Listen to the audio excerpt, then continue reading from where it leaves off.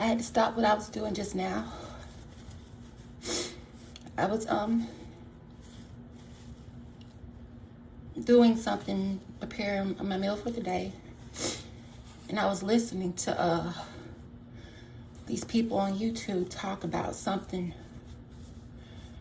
that really struck a nerve with me. Like, it's always struck a nerve with me because it happened to me. But have you ever been doing something and you're listening to something and something stops you where you are and says, put it down and go do what you have to do and tell somebody about this? Have you ever watched Color Purple? Whoopi Goldberg. I love you, Whoopi Goldberg, and I pray that wasn't what your intent was doing. So I grew up on you and I love you, and I don't care whoever I grew up on. If they were wrong, I don't support them. But for me, just me, outside of what will be said, I don't support the bad part of what they tried to make it out to be. Maybe she brought up something that was very important for everybody to listen to. So I love you, Whoopi, and I won't ever cape for anybody who's evil. But have you ever watched Color Purple? And Whoopi played Celie, and she was abused by Massa. Massa got Whoopi, or Celie, when she was a kid. He was a pedophile. And there's this scene in Color Purple where Suge Avery, she's sitting out in the fields and she's painting her nails. She's painting her nails red. And all of a sudden she gets this quickening in her soul. She gets this, God just quickens her and she stops painting mid-nail.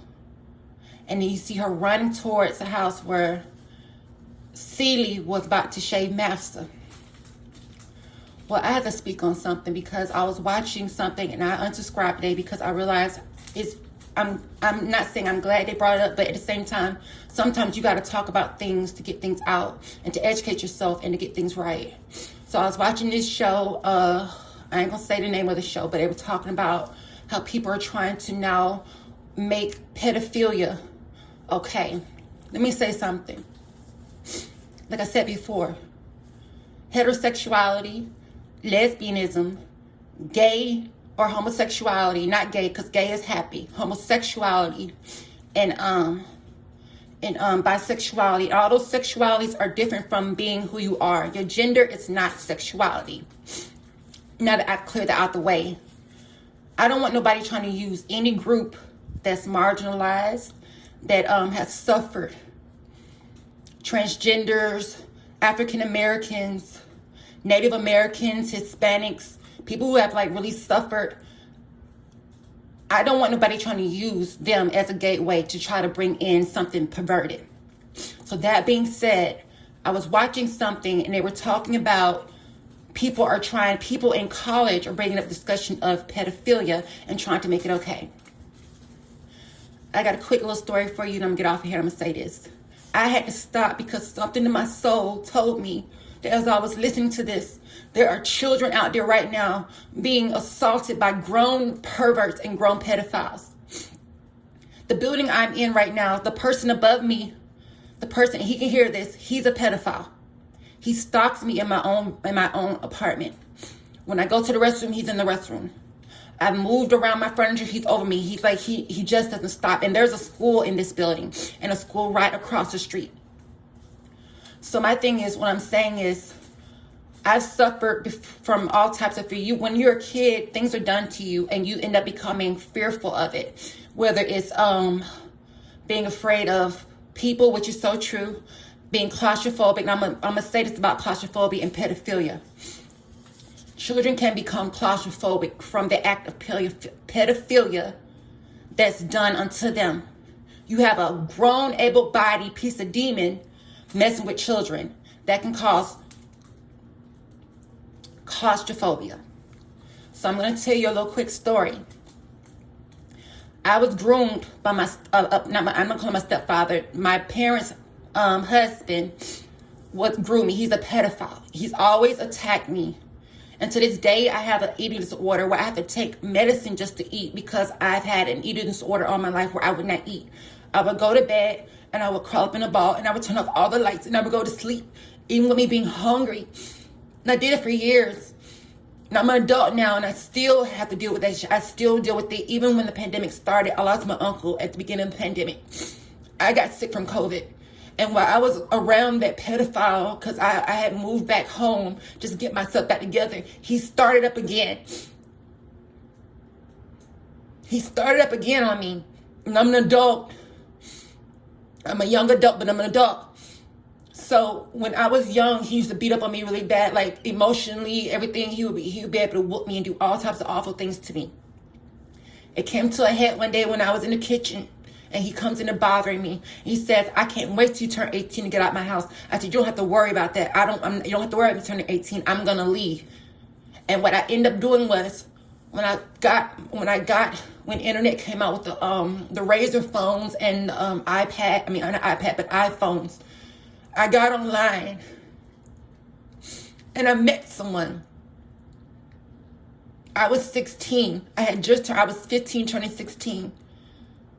This man, when he left, I'm gonna say the age he was when he messed with me. He was 46 years old. 46 years old. 46-year-old pedophile, homosexual pedophile messing with me. Pansexual, homosexual, bisexual, lesbian, all whatever that crap is, he messed with me. Mind you, when I was a kid, I didn't know no better. So what happened was, the day I met up with him off a dating app, he took me from where I was and took me to a whole new county. And he took me to this house that was being worked on because he had money. But the house, it had no electricity. It wasn't being worked on. Everything was a race. So when he walked me to the house, I was terrified because I was like, oh my God, this man is about to do whatever he does to me and kill me and leave me here. So I immediately said to him, I don't want to be here. I don't want to be in here. He took me there to have sex with me. And if I had not told him no, he would have did what he had to do, and that would have been the end of me and him. But because I told him I don't want to be there, he took me from that house and he went over to his sister's apartment. He had a young nephew.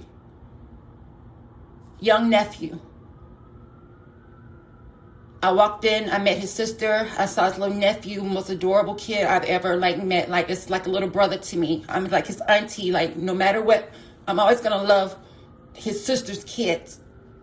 But what they don't know is what happened to me that night, that evening. He closed the door, he went into his part of the apartment, and he had sex with me.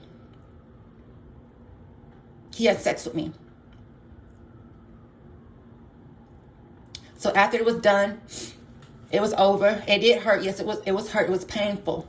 But after it was done, my mom texted me and she was like, where are you at? And I said, I'm on the other side of town. I'm somewhere totally different. And she was livid. She was so livid and it hurt.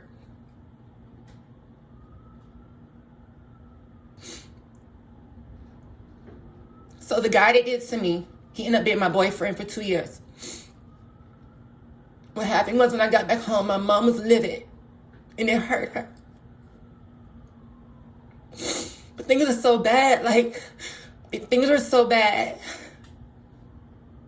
that the person she was married to, he said to me, I can't wait till you turn 18 to get out of here. So what I ended up doing was,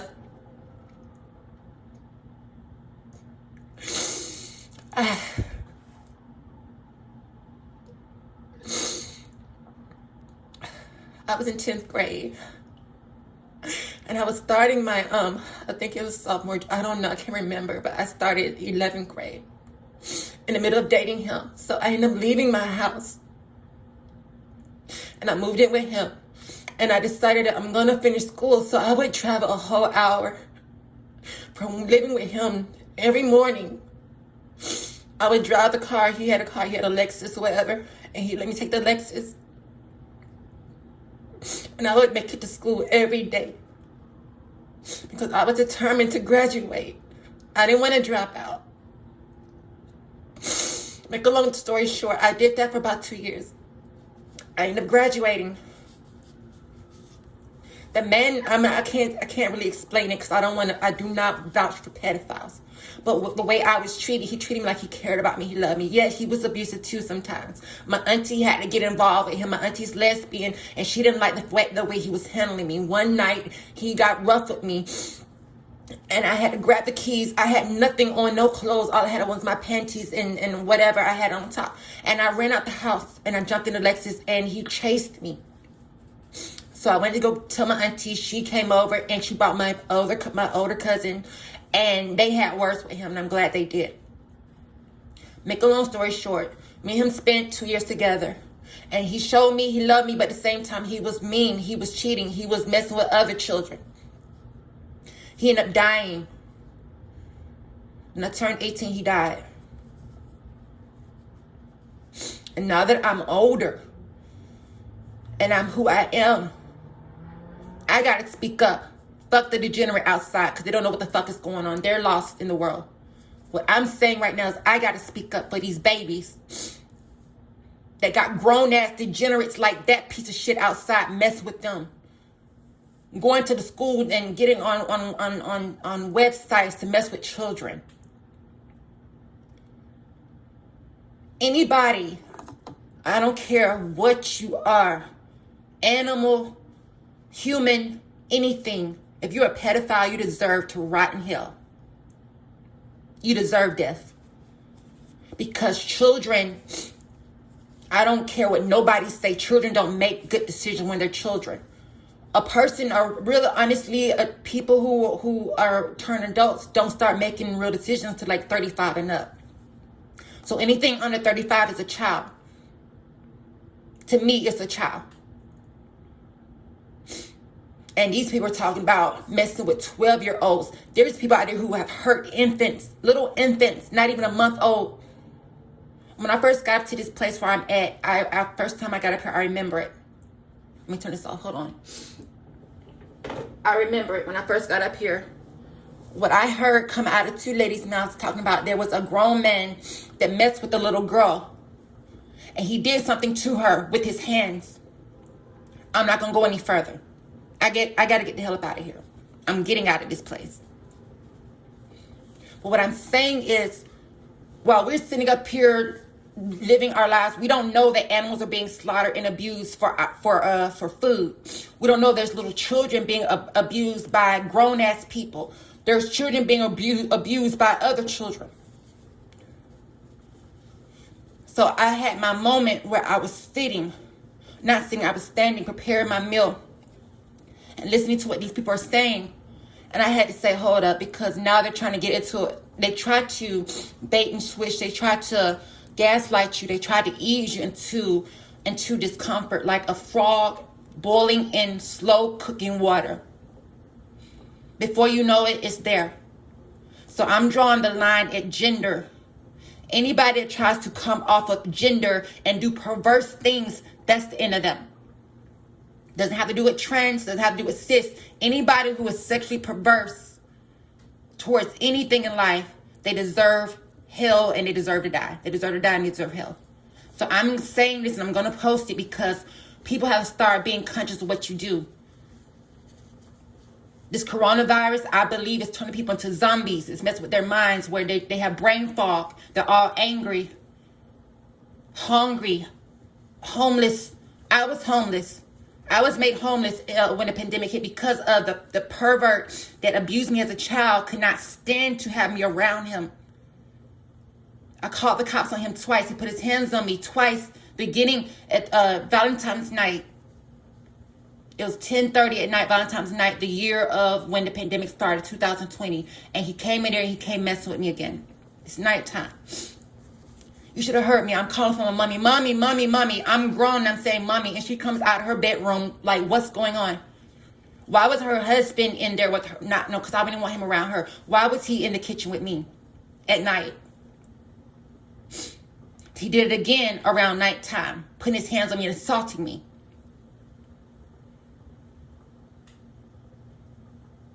Judgment time. Judgment is happening. Whether you know it or not, judgment is happening.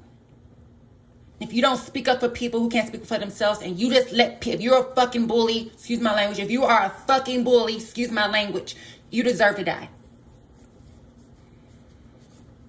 I don't want them trying to normalize that bestiality. That's the same thing. It's the same thing in my perspective as child molesters.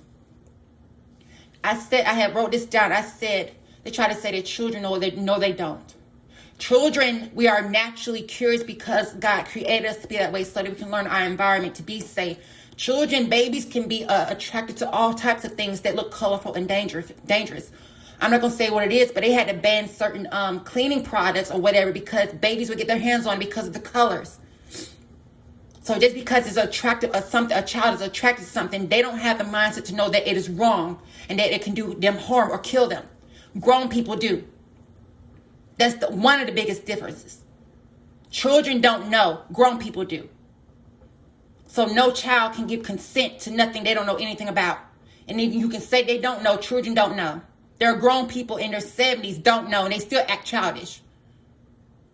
So anybody that's mess with child, you suspect people mess with children, get on their ass and put their asses on blast and put them online, put them on YouTube. I'm about to upload this because now I feel more ready to talk about what I've gone through.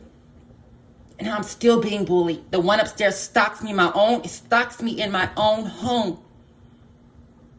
And nobody's doing nothing about it. You call for help, police, nobody's doing nothing about it. So they're not helping me, and I am a grown woman, they're not helping me. What are these babies going through? What are these children? What are these animals? What are elderly people going through when they're being elderly abused? God is watching. And your time is up. You're going to hell. You're not going to abuse God's creation. God created earth. It don't belong to you. Mother Nature does not belong to you. She's merciful because she gives herself to God because God created her. But even God don't want Mother Nature dealing with y'all sickness and y'all evil. 24/7, y'all run up and down the streets polluting and don't get mad because COVID and it's like y'all are the ones created. Y'all did it to you do it to yourselves. You do it to yourselves and want to go beat up on other people. So many good people have died because of cowards, bullies. You do it to yourselves and you try to do it to others. No more. Putting all of y'all asses on blast. Everybody knows it. Everybody sees it. We just don't talk. And usually when I have to make the video, it's because I've heard it so much and it's finally just gotten to me where I'm like, you know what? Something needs to be said. So I'm putting all of everything, I'm putting everybody on notice about certain types of narcissists that try to hide and gaslight or throw things at you and then act like their hands are clean. We see right through you. Technology is good and it's bad. It's bad when it destroys Mother Nature, but it can be good when it's catching the devil trying to molest children.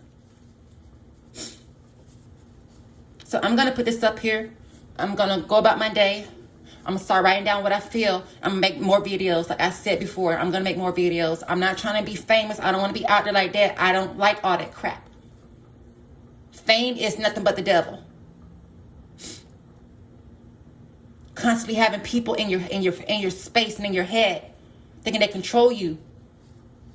I'm going to say this about Whoopi, and I'm going to say this about the Holocaust real quick. Before even Whoopi Goldberg said anything about it, when the pandemic hit, my mind went straight to the Holocaust, where I did my research. I posted things online about the Holocaust because I started drawing a parallel between what's happening now with African Americans in America. I flew right over the riots. At the time of it, I flew my first time coming to where I'm at. I flew right over the riots. January 6th, 12:22. 1 o'clock, my flight takes off from where I was going to reach my destination now. Right as it was happening and we getting ready to touch down, the person next to me, who's from this state, he showed his phone to me. He said, look what's happening. Trump's people are they're attacking the Capitol. And I'm so like trying to focus on what I got to do because I'm coming to a different place, a new place. I don't know about this area. And Trump is so outrageous. I was desensitized to what was going on. I didn't know it was as deep as it was. Now when I watch it, I cry about it because I thank God that I made it through. Let me tell you something. When it was time for boarding, I didn't get on the plane right away because I don't like sitting on the plane. I don't like sitting on anything that's talk about claustrophobia.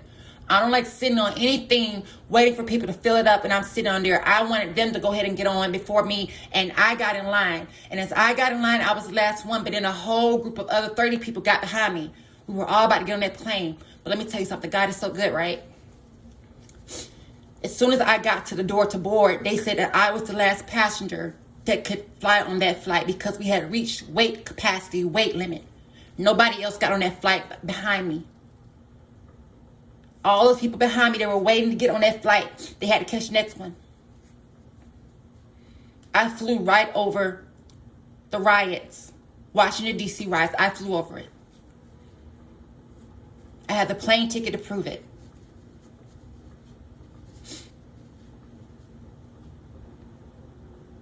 Leave these children alone. Leave people alone that don't have nothing to do with you. I'm asexual, so that means I don't belong to nobody. I don't want to have sex with nobody. I don't feel sexual. What about people who don't want to have sex being raped? Raping little children. God is about to deal with all of y'all. Your time is up.